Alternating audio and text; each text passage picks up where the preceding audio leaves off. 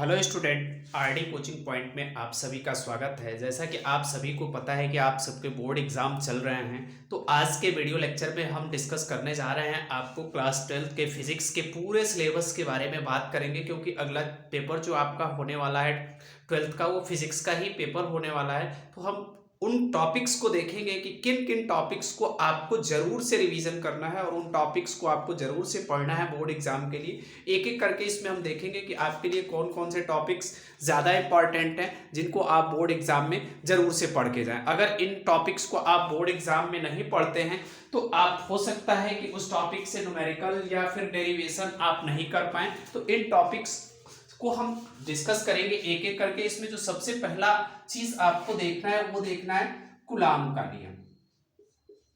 Coulomb का नियम एक तो आपको लिखने के लिए आता है, इसका आपको पता है 1/4 pi epsilon not Q1 Q2 upon R square. ये फार्मूला आप सभी ने पढ़ा है। हम इसके बहुत डिटेल में नहीं जाएंगे, हम केवल टॉपिक्स डिस्कस करेंगे और बाकी उन टॉपिक्स को आप तैयार करेंगे। ठीक है, ये F इक्वल टू 1/4 पाई, एक तो ये लिखने के लिए आता है। दूसरा इसमें जो एप्सिलॉन नॉट है जिसको हम वैद्युतशीलता कहते हैं, ये आपका वैद्युतशीलता है। ठीक है, इसका मात्रक तथा बीमा, ये बहुत इंपॉर्टेंट है ये दोनों चीजें। ठीक है ना, एक तो कूलाम का नियम हो गया, वैद्युतशीलता का मात्रक और वैद्युतशीलता की बीमा। ये क्वेश्चन आपका ऑब्जेक्टिव और 1 नंबर का जो सब्जेक्टिव में भी पूछा जा सकता है आपसे, तो इसको आप जरूर से तैयार करेंगे। दूसरा आता है वैद्युत क्षेत्र की तीव्रता। वैद्युत क्षेत्र की तीव्रता ये आप जानते हैं E इक्वल टू होता है F/Q0।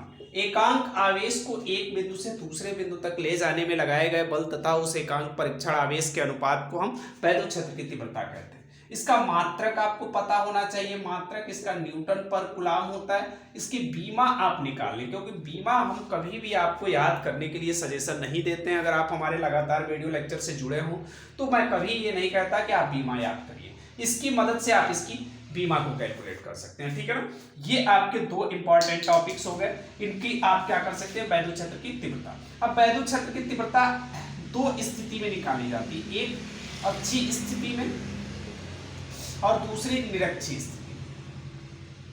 ठीक है, तो वैद्युत क्षेत्र की जो तीव्रता है यह अक्षीय स्थिति तथा निरक्षीय स्थिति, ये बहुत इंपॉर्टेंट है। दोनों में से एक आपको निकालने के लिए बोर्ड एग्जाम में 100% आप ये मान के चलिए कि ये क्वेश्चन एक ऐसा क्वेश्चन है जो बोर्ड एग्जाम में आपका आ रहा है और इसकी प्रैक्टिस आप जरूर से करेंगे कि कैसे इसको हम सॉल्व करेंगे। ठीक है ना, तो ये दो प्रश्न आपके पास हो गए, इनको आप जरूर से रिवीजन करिएगा। इसमें आप कहीं कोई इफ बट का चांस नहीं है कि आप रिस्क ले सकते हैं। ठीक है ना, क्योंकि हम जो चीजें आपको बता रहे हैं पूरे सिलेबस से छांट के ही चीजों को और लास्ट ईयर के पेपर के पैटर्न पे ही आपको क्वेश्चंस बता रहे हैं। इसके बाद इसमें आप और अगर तैयारी करना चाह रहे हैं तो tau equal to P sine theta एक फार्मूला है।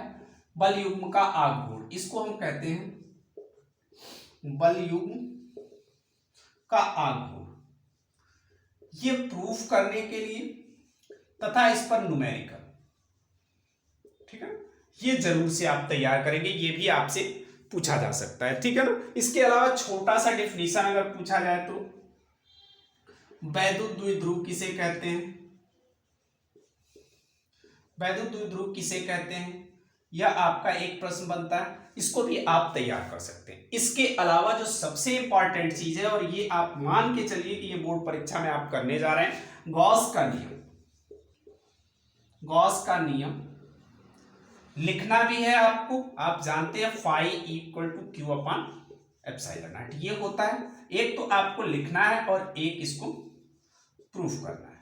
ठीक है, दूसरा इसमें आपसे पूछा जाता है समतल चादर के लिए, समतल चादर प्लेट है या समांतर प्लेट है या फिर गोली चालक है, ठीक है, या फिर गोली अचालक है।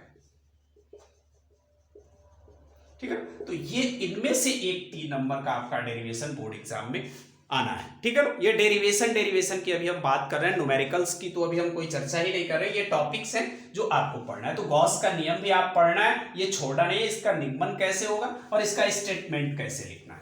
ठीक है ना, ये चीज आपकी निकल के आई। इसके अलावा और थोड़ा सा आप आगे चलेंगे तो आप इसमें वैद्युत विभव का चैप्टर आता है। वैद्युत विभव का चैप्टर बहुत इंपॉर्टेंट चैप्टर है और इसमें से आपसे पूछा क्या जा सकता है, इस पे आता है संक्षिप्त टिप्पणी लिखने के लिए। संक्षिप्त टिप्पणी लिखिए, ठीक है। एक तो आपका समविभव पृष्ठ, ठीक है ना, ऐसा पृष्ठ जिसके प्रत्येक बिंदु पर विभव का मान समान होता है समविभव पृष्ठ कहलाता है। या ऐसा पृष्ठ जिसके दो बिंदुओं के बीच विभव का अंतर हमेशा शून्य पाया जाता है वह समविभव पृष्ठ कहलाता है। दूसरा विभव प्रवणता। विभव प्रवणता में आपका मात्रक इसका अवश्य आप जानेंगे, ठीक है। विभव प्रवणता क्या होता है, किसी भी चालक तार के विभव में अगर लंबाई के साथ परिवर्तन हो रहा है तो वह विभव प्रवणता होता है और यह हमेशा आपका माइनस लिया जाता है, माइनस dV/dx। तो ये दो डेफिनेशन आप बहुत ध्यान से पढ़ेंगे और इसको जरूर से आप याद करिएगा, इसके बिना आपका काम नहीं बनना है। आप ऐसा नहीं कि इसको छोड़ सकते हैं, ठीक है ना। इसके अलावा किलोवाट घंटा क्या होता है, या 1 किलोवाट घंटा में कितने जूल होते हैं, तो 1 किलोवाट घंटा में 3.6 इंटू 10⁶ जूल होते हैं। यह ऑब्जेक्टिव में क्वेश्चन हो सकता है कि आपसे पूछ दे कि निम्नलिखित में से 1 किलोवाट घंटा में कितना जूल होता है, कौन सा सही है। तो ठीक है, तो ये दो चीजें समविभव पृष्ठ और विभव प्रवणता, ये आप जरूर से पढ़ेंगे। इसमें इसके बाद आपका है संधारित्र। संधारित्र भी आपका बहुत इंपॉर्टेंट टॉपिक है। संधारित्र क्या है, संधारित्र एक ऐसी युक्ति है या एक ऐसा संयोजन है जिसकी क्षमता को बढ़ाए बिना हम पर्याप्त मात्रा में आवेश को संचित कर सकते हैं। संधारित्र जो होता है इसकी हम धारिता कैलकुलेट करते हैं, ठीक है, और धारिता C इक्वल टू होता है Q/V, ठीक है। अब संधारित्र का संयोजन हम कैसे करते हैं, संयोजन जो होता है वो दो तरीके से होता है। एक होता है श्रेणी क्रम, जो श्रेणी क्रम होता है, और दूसरा होता है समांतर क्रम। इसके लिए आप फार्मूला निकालेंगे तो 1/C equal to 1/C1 plus 1/C2 plus 1/C3। इसके लिए निकालेंगे तो C equal to C1 plus C2 plus C3। इन दोनों पे ये प्रूफ करने के लिए और इस पर न्यूमेरिकल, ये ध्यान करके आप इन चीजों को जरूर से देखेंगे, प्रूफ करना इसका। सबसे जरूरी जो चीज आती है ये आपका बहुत इंपॉर्टेंट है। इन दोनों में से दो हम बताने जा रहे हैं, इन दोनों में से एक आपके परीक्षा में 100% आना है। एक आता है समांतर प्लेट संधारित्र की धारिता, ठीक है। ऐसे आप डेरिवेशन अगर किताब में देखेंगे तो ऐसे ये दिया गया होगा, ये आपका एक प्लेट X है, ये Y है, एक सिरा इसका अर्थिंग होगा और एक सिरा कहीं और। इसके लिए आपको C निकालना होता है, ठीक है ना। तो C आप निकालेंगे इसके लिए और ये प्रूफ आपको करना है, ये बहुत इंपॉर्टेंट है। या तो ये आप तैयार करिए या इसी डेरिवेशन को थोड़ा सा मॉडिफाई अगर हम करें तो उसमें आपका क्या हो जाता है, समांतर प्लेट संधारित्र की धारिता जब प्लेटों के बीच T मोटाई की पट्टी रखी हो। ये दो डेरिवेशन है, यही आपका समांतर प्लेट है, इसके बीच की ये दूरी D है, इसके बीच हमने एक T मोटाई का क्या रख दिया, पट्टी रख दिया, ये कुछ इस तरीके से। तो इसके लिए आप C कैलकुलेट करेंगे और इन दोनों में से एक आपका 4 नंबर का बोर्ड एग्जाम में डेरिवेशन 100% आना है। इसमें आप कहीं कोई ऐसा नहीं है कि आप ये सोचे कि इस साल ये आया है तो हम ये कर लें या ये आया है तो ये कर लें, ऐसा नहीं है। दोनों आप अच्छे से तैयार करिए, सेम पैटर्न पे हैं दोनों और बहुत आसान है। इसको ऐसा भी नहीं है कि आपको बहुत मुश्किल आएगी, ठीक है। तो इन दोनों को आप अच्छे से तैयार करिए। हो सकता है कि इस पर आपसे न्यूमेरिकल भी पूछा जा सकता है, ठीक है ना, लेकिन बेसिक चीज जब आप जाने रहेंगे तो न्यूमेरिकल आप आसानी से इसमें कर सकते हैं, ठीक है ना। बहुत इसमें दिक्कत आपको नहीं आनी है। इसके बाद जो सबसे इंपॉर्टेंट चीज है, जो सबसे महत्वपूर्ण चीज आपको पढ़नी है, वह है किरचॉफ का नियम। किरचॉफ का नियम, किरचॉफ ने वैद्युत परिपथ को सॉल्व करने के लिए बहुत कॉम्प्लेक्स सर्किट अगर आपके पास है तो उसको सॉल्व करने के लिए दो नियम दिए। एक नियम दिया इन्होंने संधि का नियम और दूसरा नियम दिया वो पास का नियम। ठीक है ना, ये दोनों नियम किस पर आधारित हैं? यानी आवेश संरक्षण पर,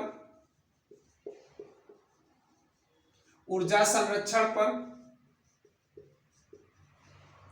या फिर धारा पर, धारा संरक्षण पर।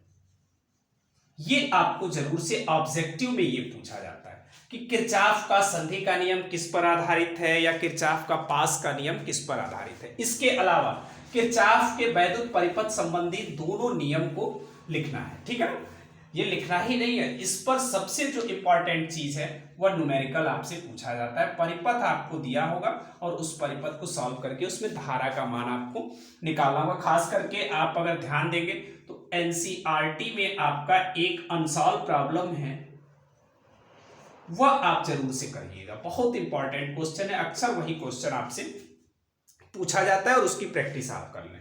इसके अलावा व्हीटस्टोन शेप, व्हीटस्टोन शेप, तो ये भी बहुत इंपॉर्टेंट चीज है। इसमें P/Q = R/S अगर आपको ध्यान हो, पढ़े हो पहले से, तो ये आपसे पूछा जाता है। ये बहुत इंपॉर्टेंट चीज है और इसको ऐसा नहीं है कि आप क्या करें, स्किप कर दें। इसके अलावा इस चैप्टर में आप विभव मापी पढ़ सकते हैं।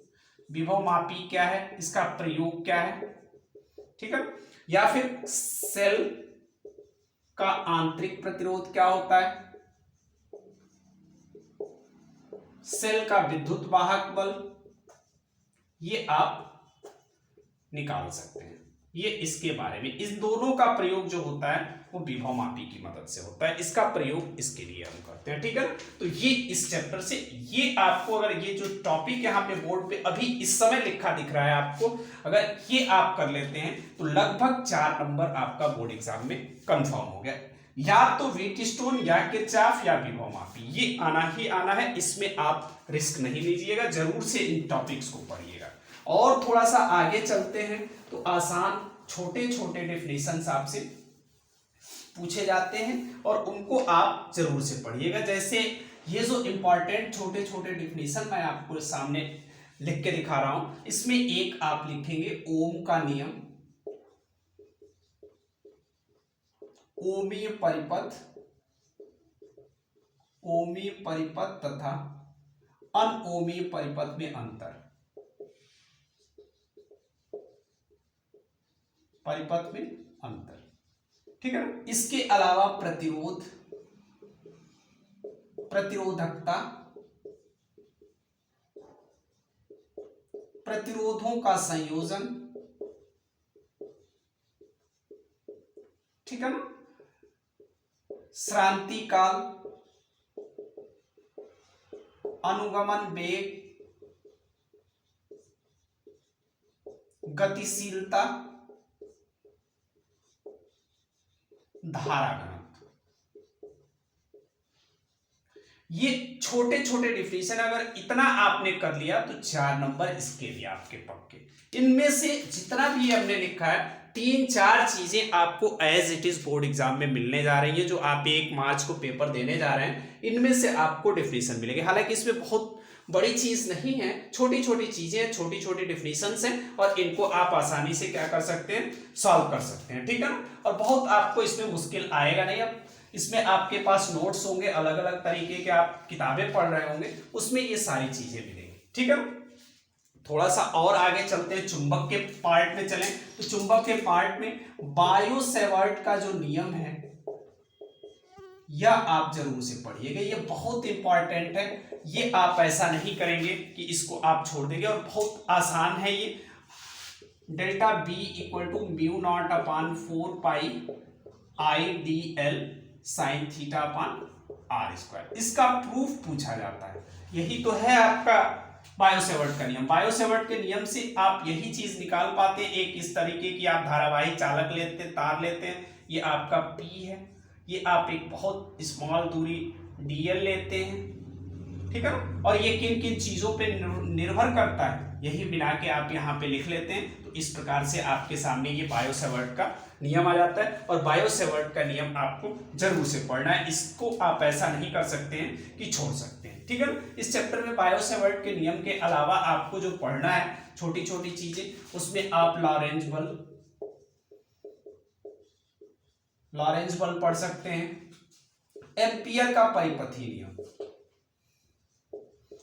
ये बहुत इंपॉर्टेंट है, एम्पियर का परिपथीय नियम, ये तो आप छोड़ नहीं सकते, ठीक है ना, बहुत इंपॉर्टेंट है। और ये आप जानते हैं delta B equal to mu naught into I, Ampere के परिपथीय नियम में यही चीज निकल के आती है। जैसे अभी ध्यान होगा आपको, हमने गॉस का नियम बताया था, क्या निकल के आया था, क्यू अपॉन एप्सिलॉन नॉट। तो जो काम गॉस का नियम विद्युत धारा में करता है, उसी तरीके का कुछ काम आपका वैद्युत क्षेत्र का तीव्रता चुंबकीय क्षेत्र में काम करता है, और ये चीज आपकी निकल के आती है। इसके अलावा इसमें सबसे जो जरूरी एक चीज आपको पढ़ना है वह म्यू नॉट एप्सिलॉन नॉट तथा सी में संबंध।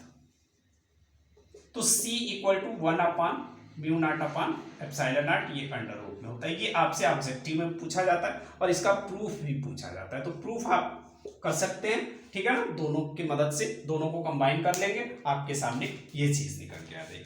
इसके अलावा इसमें जो सबसे जरूरी आपको 2-3 चीजें पढ़नी है, वो मैं यहाँ लिख दे रहा हूँ, उसको आप जरूर से कोशिश करिएगा करने के लिए, ठीक है ना, जितना भी आप कर पाएंगे जरूर से कोशिश करिएगा। इसमें साइक्लो इलेक्ट्रॉन है। साइक्लो इलेक्ट्रॉन क्या होता है,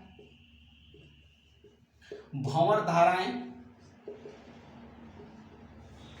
ठीक है, ये कुछ टॉपिक्स हैं जिसको आप पढ़ेंगे इनके बिना, या चुंबकीय द्विध्रुव आघूर्ण, ये जरूर से आप ये 3 टॉपिक पढ़ेंगे। इनमें से भंवर धाराएं क्या होती हैं और ये कैसे उत्पन्न होती हैं, ये जरूर से पढ़ लीजिएगा, ये बहुत इंपॉर्टेंट टॉपिक है, इसके बिना आपका काम नहीं चलना है। भंवर धाराएं और साइक्लो इलेक्ट्रॉन ये जरूर से पढ़ेंगे। इसके आगे थोड़ा सा हम चलते हैं, और तो इसमें आता है आपका एक चैप्टर जो है इसमें, वह है प्रत्यावर्ती धारा का। प्रत्यावर्ती धारा अगर आप अच्छे से तैयार करते हैं तो कम से कम 6 नंबर आपके बोर्ड एग्जाम में तैयार होंगे। प्रत्यावर्ती धारा में आपको पढ़ना क्या क्या है, प्रत्यावर्ती धारा में आपको पढ़ना है फैराडे का नियम, फैराडे के 2 नियम है चुंबकीय प्रेरण संबंधी। दूसरा आपको इसमें पढ़ना है स्वप्रेरकत्व, अन्योन्य प्रेरण तथा अन्योन्य प्रेरकत्व, ठीक है। इसके अलावा आपको धारा वोल्टेज का शिखर मान, यह बहुत इंपॉर्टेंट है, धारा व वोल्टेज का शिखर मान, वर्ग माध्य मूल,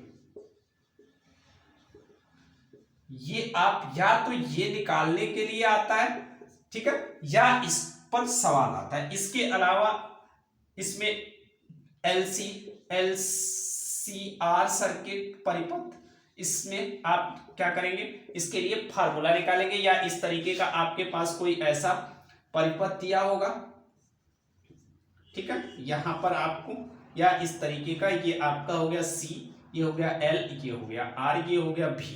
तो इससे संबंधित आपको एक न्यूमेरिकल करने के लिए दिया जाएगा। न्यूमेरिकल बहुत आसान है। इसके अलावा इसमें आप प्रतिघात निकाल सकते हैं, प्रतिबाधा निकाल सकते हैं, जिसको हम Z से प्रदर्शित करते हैं, प्रतिघात को X से प्रदर्शित करते हैं। इसके अलावा आप अनुनाद की स्थिति में निकाल सकते हैं कि कैसे ये चीजें आपकी बदल के आएंगी। तो ये टॉपिक्स आप जरूर से पढ़ेंगे, और इतने ही टॉपिक्स इसमें आपको पढ़ने हैं। खास करके इसमें आप न्यूमेरिकल पर अगर ज्यादा कंसंट्रेट करें तो मेरे हिसाब से ज्यादा बेहतर होगा, क्योंकि ये एक ऐसा चैप्टर है इसका न्यूमेरिकल परीक्षा में पूछा जाता है और बहुत आसान होता है न्यूमेरिकल इसका, ठीक है ना।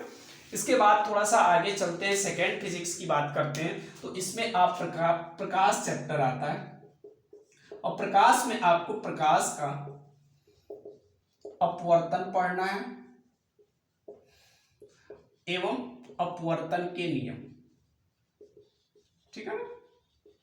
प्रकाश का अपवर्तन पढ़ना है, प्रकाश के अपवर्तन का नियम पढ़ना है। दूसरा जो आप डेरिवेशन देखेंगे वो देखेंगे गोली उत्तल तथा अवतल पृष्ठ से अपवर्तन का सूत्र, ठीक है ना, ये जरूर दोनों में से एक आप देखेंगे, या लेंस मेकर फार्मूला, ये तो बहुत इंपॉर्टेंट है। लेंस मेकर सूत्र आपको ध्यान होगा, ऐसा एक फार्मूला आपने पढ़ा होगा, अगर म्यू आप लेते हैं तो 1/r1 माइनस 1/r2, या तो ये आपसे प्रूफ करने के लिए ये पूछा जाए या फिर न्यूमेरिकल, और बहुत आसान होता है ये, ऐसा भी नहीं है कि आप नहीं कर पाए, इसकी प्रैक्टिस आप 2-3 बार करिएगा, लिख के तो हो जाएगा, ठीक है ना। और संयुक्त फोकस दूरी,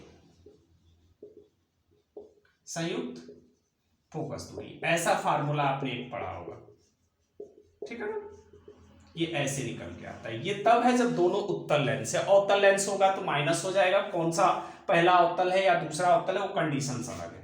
न्यूटन का सूत्र भी इसमें पूछा जाता है, न्यूटन का सूत्र प्राप्त कीजिए, X X dash equal to F F dash.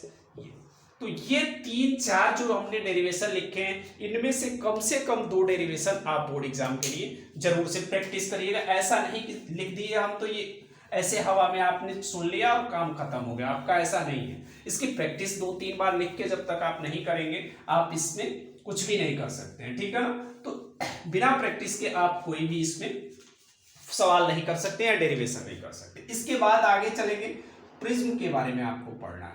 Prism, इसमें सबसे जो इंपॉर्टेंट चीज है वह प्रिज्म का अपवर्तनांक, प्रिज्म का अपवर्तनांक, ये आपने पढ़ा होगा, n equal to sine del m plus a/2 divide by sine a/2। इसका प्रूफ और इस पर न्यूमेरिकल, ये जरूर से प्रैक्टिस करेंगे, और बहुत आसान न्यूमेरिकल होता है, और ये प्रूफ करना थोड़ा सा मुश्किल है, क्योंकि अगर प्रूफ आप करना चाह रहे हैं तो रेखा गणित आपकी बहुत अच्छी होनी चाहिए, या इतनी प्रैक्टिस हो कि आपको सोचने की जरूरत ही नहीं है, आप आसानी से इसको कर पाए। तो ये चीज आप इसमें कर सकते हैं। इसके आगे चलेंगे आप तो संयुक्त सूक्ष्मदर्शी, संयुक्त सूक्ष्मदर्शी, इसकी संरचना, क्रियाविधि और इसका आवर्धन क्षमता, और इसका किरण आरेख बनाना, यह आपसे 5 नंबर में पूछा जा सकता है, ठीक है ना, और बहुत इंपॉर्टेंट है संयुक्त सूक्ष्मदर्शी, ठीक है ना। तो ये आप इसके लिए करेंगे। इसके आगे थोड़ा सा और चलते हैं तो दृष्टि दोष के बारे में भी आप पढ़ लेंगे थोड़ा सा। दृष्टि दोष में 2 तरह के, निकट है और दूर है, इनके कारण क्या है एवं निवारण इसका कैसे करते हैं, एक बार आप पढ़ लीजिएगा। हालांकि क्वेश्चन इससे कम ही बनते हैं, लेकिन सिलेबस में है तो एक बार जरूर से देख लेंगे, लेकिन ये डेरिवेशन आप जरूर देखेंगे, ठीक है ना, कि कैसे इसको करना है और कैसे इसको सॉल्व करेंगे हम, ठीक है ना। डेरिवेशन है तो ऐसा नहीं कि आसान होगा इतना, आफ्टर ऑल आप लोग 12th का फिजिक्स का पेपर देने जा रहे हैं, तो ऐसा आप उम्मीद ना करें कि छोटा सा पेपर होगा, आसानी से आप एक ही नजर में सॉल्व करें। हाँ, कुछ क्वेश्चंस ऐसे हैं जिनको आप आसानी से सॉल्व कर सकते हैं। थोड़ा सा आगे चलेंगे आप तो इसमें ये जो टॉपिक्स अब हम लिख रहे हैं ये आना ही आना है आपके परीक्षा में। हाइजेनबर्ग की द्वितीयक तरंगिकाओं का सिद्धांत,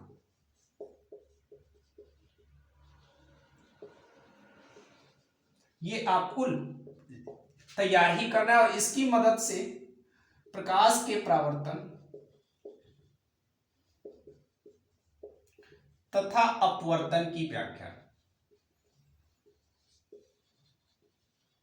ठीक है ना, ये बहुत इंपॉर्टेंट है, इसको बिना पढ़े आप आगे चल ही नहीं सकते ही। अगला अगर जो इंपॉर्टेंट बात करें वो ये है यंग का 2 स्लिट या 2 छिद्र प्रयोग, ये भी बहुत इंपॉर्टेंट है। उसके बाद फ्रिंज की चौड़ाई, फ्रिंज की चौड़ाई जैसे आपको ध्यान होगा एक इस तरीके का डेरिवेशन आप लोगों ने पढ़ा होगा, ये यहां जाता है, ये यहां जाता है, कुछ ऐसे, ठीक है ना, इसको ऐसे मिलाते हैं, ये आपका डी होता है, कैपिटल डी, यहां से यहां तक की ये स्मॉल डी होती है, ये आपका P1 होता है, ये P2 होता है। तो इसके लिए आप फार्मूला जरूर से निकालेंगे और ये पूछा जाता है, ठीक है ना, ये आप इसमें जरूर तैयार करेंगे। इसको तैयार कर लेंगे आप तो आपका काम आसान हो जाएगा, ठीक है। इसके अलावा इसमें आप प्रकाश का विवर्तन, थोड़ा सा पढ़ लीजिएगा इसको, हालांकि ये बहुत इंपॉर्टेंट तो नहीं है लेकिन इसको थोड़ा सा एक बार रफली आप पढ़ सकते हैं, ठीक है ना।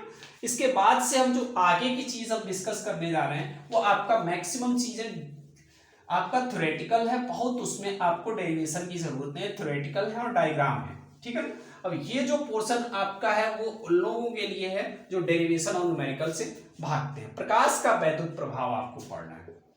प्रकाश का वैद्युत प्रभाव क्या होता है, ठीक है ना, और आइंस्टीन ने इसको कैसे बताया, ठीक है ना।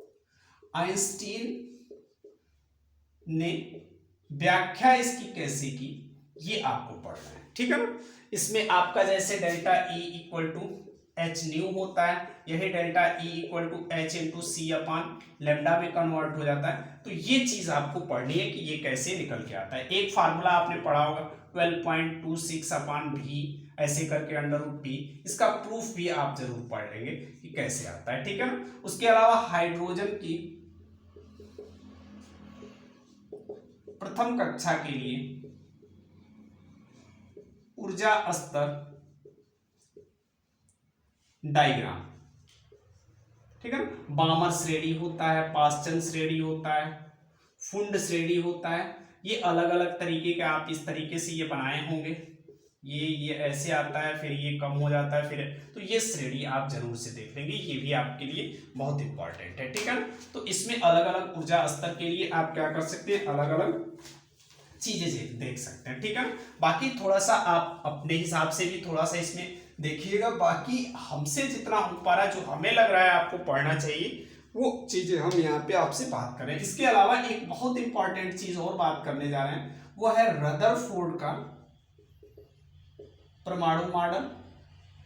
इसमें दो चीजें आपको पढ़नी, एक इसकी विशेषता और एक इसकी कमियां। नील्स बोर का परमाणु मॉडल, नील्स बोर का परमाणु मॉडल, इसकी विशेषता व कमियां, ये आपको दोनों चीजें देखनी है, ये बहुत इंपॉर्टेंट है। और ये आप ऐसा नहीं है कि इसको छोड़ सकते, इन दोनों में से एक आपके बोर्ड परीक्षा में ये मान के चलिए कि पेपर में प्रिंट होके पेपर आ गया है आपका, और ये करना ही है। बहुत आपका लक अगर खराब होगा तो ये चीजें नहीं है। इसके अलावा नाभिकीय विखंडन, नाभिकीय संलयन, द्रव्यमान ऊर्जा, ठीक है ना, ये चीजें आपको पढ़नी है। और परमाणु द्रव्यमान, ये तो आपके जो छोटे छोटे कुछ चैप्टर्स हैं उनके बारे में आपको पढ़ना है। अब जो चीज हम आपको एक लास्ट चैप्टर की ओर चल रहे हैं, हम लोग एक चीज आपको बताने जा रहे हैं, इससे आपके बहुत सारे प्रश्न बनते हैं। अर्धचालक, अर्धचालक किसे कहते हैं? एन टाइप होता है, पी टाइप होता है, उसके बाद एनपी संधि डायोड, ठीक है, NPN transistor, PNP transistor, ठीक है। ये चीजें आपको पढ़नी है, ठीक है ना। इसमें आप संधि डायोड के बारे में, फिर इसके अलावा आप इसमें जेनर डायोड पढ़ सकते हैं, जेनर डायोड, ठीक है ना। और अर्ध तरंग दिष्टकारी, अर्ध तरंग दिष्टकारी, पूर्ण तरंग दिष्टकारी, पूर्ण तरंग दिष्टकारी, ठीक है ना। ये के रूप में कैसे दिखाते हैं इसको, जैसे ये आपका ग्राफ है तो ये पूरा तरंग बन रहा है, दूसरा आपका केवल पॉजिटिव मिले, ठीक है ना, या केवल आपको क्या मिले, निगेटिव मिले, तो ये अर्ध तरंग हो गया और ये पूर्ण तरंग हो गया। तो इसकी व्याख्या आप देख सकते हैं। इसमें आपका कब इलेक्ट्रॉन प्रवेश करते हैं और कब कोटर प्रवेश करते हैं या कब कोटर प्रवाह करते हैं, ये आप जरूर से इसमें पढ़ लेंगे, ठीक है ना। ये बहुत इंपॉर्टेंट है। और जो ट्रांजिस्टर आप पढ़ेंगे, ट्रांजिस्टर की क्रिया विधि आप जरूर पढ़ेंगे। क्रिया विधि का ऐसा नहीं है कि आप इसको छोड़ सकते हैं। दो चीजें और इसमें आपको पढ़ना है, और वो चीज है आपका, एक तो एलईडी के बारे में, लाइट इमिटिंग डायोड, ठीक है। दूसरा आप सोलर सेल के बारे में, सोलर सेल की क्रियाविधि कैसे बनता है, ये क्या काम करता है, कैसे ये सूर्य से ऊष्मा को अपने अंदर स्टोर करता है, तो इसकी बैटरी आपकी चार्ज हो जाती है। इसके अलावा इसमें आपको लॉजिक गेट पढ़ने हैं। लॉजिक गेट में आप एंड गेट पढ़ेंगे, और गेट पढ़ेंगे, नॉर गेट पढ़ेंगे, ठीक है, नॉट गेट पढ़ेंगे और नैंड गेट पढ़ेंगे।